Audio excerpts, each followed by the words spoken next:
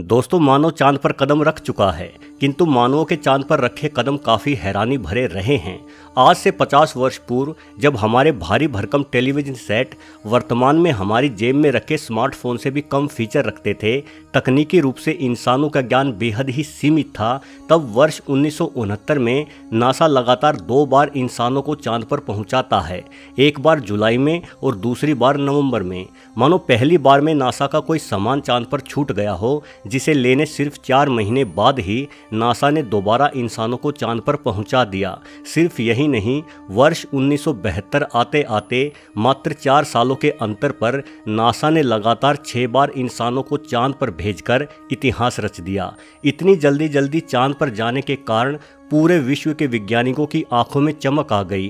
चांद पर मानव बस्तियां बसाने की या वहां खनन करने की बातें होने लगी। लेकिन फिर अचानक ऐसा क्या हुआ कि चांद पर जाने की चाहत विश्व के सभी देशों ने एकदम से त्याग दी। कहा जाता है कि नील आर्मस्ट्रॉन्ग और बज एल्ड्रिन जब चंद्रमा की सतह पर घूम रहे थे, तब कुछ समय के लिए उनका प्रसारण जानबूझकर रोक दिया गया था। वो कुछ कहना चाहते थे, लेकिन उनकी आवाज़ भी काट दी गई थी। जानकारों का कहना है कि चांद पर अनेकों टावर हैं, जिनकी ऊंचाई 2000 से 2500 मीटर तक है। आर्मस्ट्रॉन्ग और एल्ड्रिन ने किसी ऐसे ही टावर को देखा था। ये जानकारी आम जन से छुपाई गई। ये टावर एलियंस ने कई हजार साल पहले पृथ्वी पर नजर रखने के लिए बनाए थे। फिलहाल ये टावर वीरान पड़े हैं। इन टावरों के बारे में अधिक जानकारी जुटाने के लिए ही नासा ने जल्दी इंसानों को चांद पर भेजा। लेकिन जब आखिरी बार इंसान चांद पर गया तो वहां एलियंस आ धमके और उन्होंने इंसानों को वहां से चले जाने की चेतावनी दे दी, साथ ही कभी वापस ना आने के लिए भी कह दिया। नील आर्मस्ट्रॉन्ग ने खुद एक इंटरव्यू में कहा था कि अंतरिक्ष में उनके यान का पीछा किसी बेहद एडवांस टेक्नोलॉजी वाले यूएफओ द्वारा किया गया था। चांद पर अजीबोगरीब रहस्यमय संगीत बजने की आवाज़ को भी कई चंद्र यात्रियों ने सुना है। हालांकि नासा ने कभी इस बारे में आधिकारिक बयान जारी नहीं किया, लेकिन चांद पर गए कई यात्रियों ने इस बात को स्वीकार किया है कि चांद पर एलियंस आते रहते हैं और चांद पर एलियंस का अपना बेस भी है। एलियंस थ्योरी पर काम करने वालों का कहना है कि चांद अंदर से खोखला है, क्योंकि चांद की सतह के नीचे एलियंस ने अपना अड्डा बनाया हुआ है। अब सच्चाई चाहे जो भी हो, लेकिन एलियंस होते हैं, इस बात से तो इनकार नहीं किया जा सकता। और चांद पर वापस लौटने में कोई ना कोई समस्या तो जरूर है, क्योंकि आज से 50 साल पहले अगर हम चांद पर पहुंच जाने में सक्षम हो चुके थे, तो अब तक तो हमने विज्ञान में बेहद अधिक तरक्की कर ली है। अब तक तो मनुष्यों को चांद पर अपनी कॉलोनी बनाकर खनन आदि का काम शुरू कर देना चाहिए था। ये बेहद ही आश्चर्य की बात है कि यदि हम 60 के दशक में चांद पर पहुंच गए थे, तो हमें वहां वापस जाने में इतना समय क्यों लग रहा है।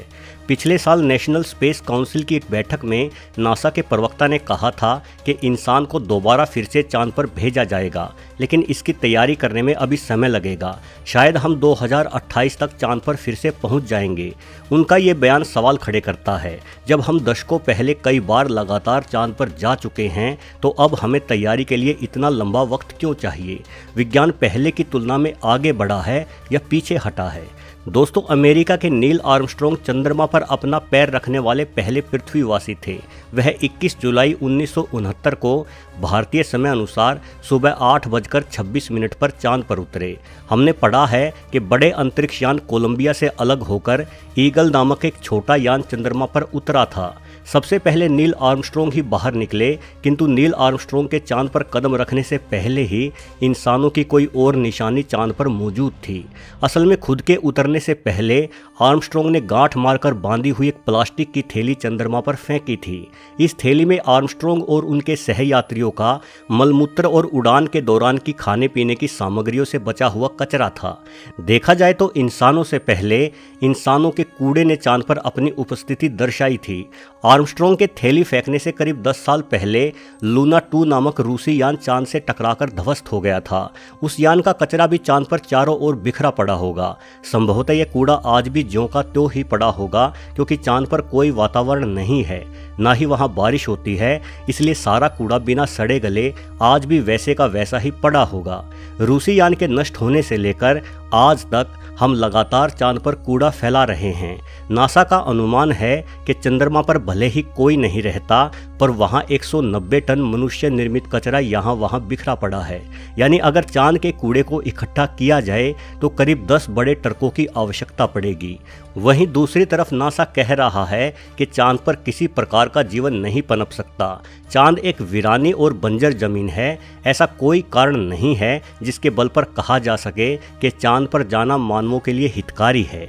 यही वजह है कि नासा का चांद से मोह भंग हो गया है।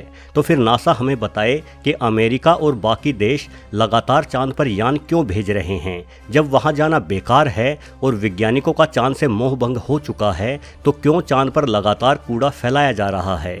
आखिर बंजर चांद पर ऐसा कौन सा राज है जिसे जानने के लिए हम समय समय पर चांद पर यान भेजते रहे हैं। दोस्तों, इसमें कोई शक नहीं कि चांद का धरातल बेहद ही रहस्यमयी है। माना जाता है कि अतीत में किसी अंतरिक्ष पिंड के टकराने से धरती के 2 टुकड़े हो गए थे।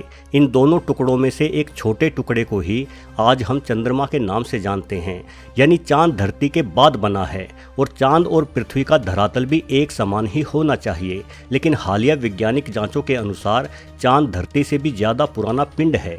जब चंद्रमा की मिट्टी से मिले तत्वों की जांच की गई तो इसे अंदाजन 530 करोड़ साल पुराना माना गया, जबकि हमारी धरती महज 450 करोड़ साल ही पुरानी है। चांद का धरातल भी पृथ्वी की तुलना में अलग है। 20 नवंबर 1969 को जब अपोलो मिशन के दौरान वैज्ञानिकों की टीम ने एक लूनर मॉडल को चांद पर छोड़ा तो उस मॉडल के टकराने से चांद पर भूकंप जैसी स्थिति बन गई थी और चांद की धरती करीब 1 घंटे तक किसी घंटे के समान कंपन और आवाज़ करती रही थी।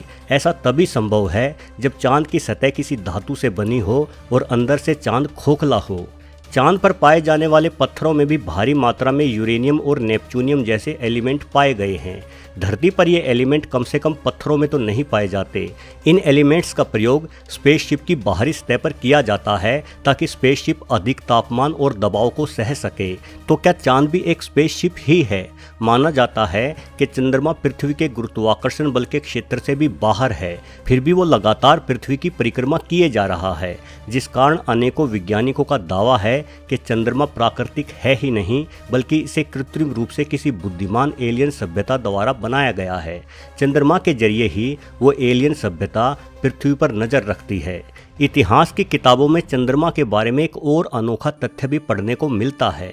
बताया जाता है कि आज से करीब 910 साल पहले यानी 11वीं सदी में चंद्रमा अचानक से गायब हो गया था। चांद कई महीनों तक लगातार गायब रहा और उसके बाद दोबारा प्रकट हो गया। चूंकि उस जमाने में अंधविश्वास अपने चरम पर था, इसलिए सभी लोगों को लगा कि चांद के गायब होने के कारण कोई न कोई अनहोनी घटना जरूर होगी। इसीलिए सभी धर्मों ने बड़े पैमाने पर पूजा पाठ की।